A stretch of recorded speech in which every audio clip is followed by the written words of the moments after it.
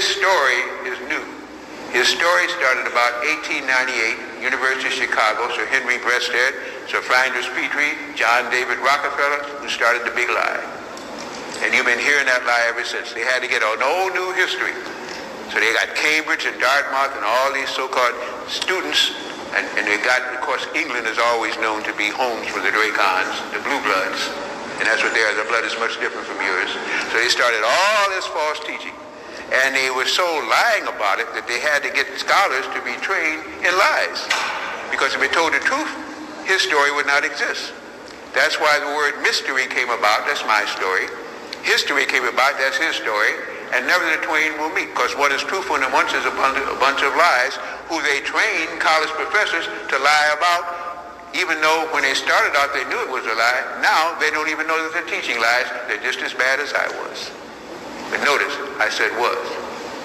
And it took me 13 months to go through the hell of understanding I'd spent lots of money, lots of time to be lied to.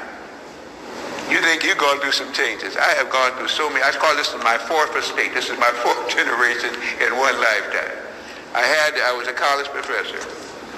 Thought I knew history. I knew his story that he taught me. Then I began to have an incident. All of you know my incident. I'm a contactee. I don't lie about that. I have been doing that before people were admitting it. But once I had that contact and I found out what I was supposed to be here for, and I found out all the time I spent, I was very upset. I am, they tell me, a Baptist minister. How many of you knew that? Yeah, Baptist minister. But I'm not a hypocrite. So I couldn't stay in the Baptist ministry. That makes a lot of Baptist ministers mad. So I say I was a Baptist minister. I'm licensed to be a Baptist minister, but I cannot speak any religion because I think it's all Hippocrates. That's the wrong word. Hippocratic oath. That's what the doctors say. Well, if you're a hypocrisy or hypocrisizing, it means you're doing something that you know you shouldn't do, but you're doing it for whatever rewards come with doing that thing you shouldn't do. There's not enough money on this planet to make me do that any longer. When I did it before, it was in ignorance. When I found out I was teaching a lie, I didn't like myself. So I had to walk away from the lie I had to teach and get into some truths. Now I feel good about me. I feel very good about me. I feel even more wonderful when I see you here to hear me today.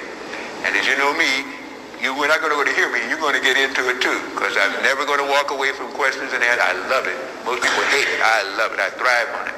Because it takes a whole lot of time to tell a lie. Tell the truth just like that. Doesn't take long to tell the truth. So I always tell you though, when you come to me for truth, don't come to me for truth. Come to me for facts. And if the facts I teach you find verification of or clarification of, or if you find it to be, again, come and talk to me about it sometime. Because if I tell a lie, it's because I didn't know it was a lie. And if you tell me the truth and I find it was a lie, I'll change my lie to your truth. So I'm always able to resonate with you because I am with you. I am of you. I am for you. And I had a brother